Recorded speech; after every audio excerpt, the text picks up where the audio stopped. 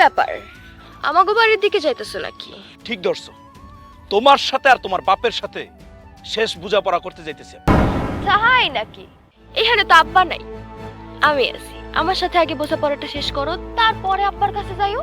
এই মালা, তুমি আর তোমার আব্বা নাকি আমাকে বাড়িতে গেছো, তোমার নাকি আমার বিয়ে করতে হইব?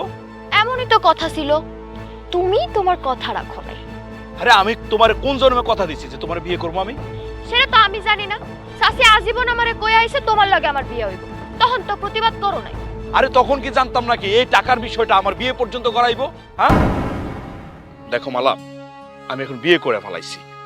তুমি একটা কাজ করো, মানে তুমি কাকারে বইলা বিষয়টা সমাধান করে ফেলাও। আমি কি বলবো?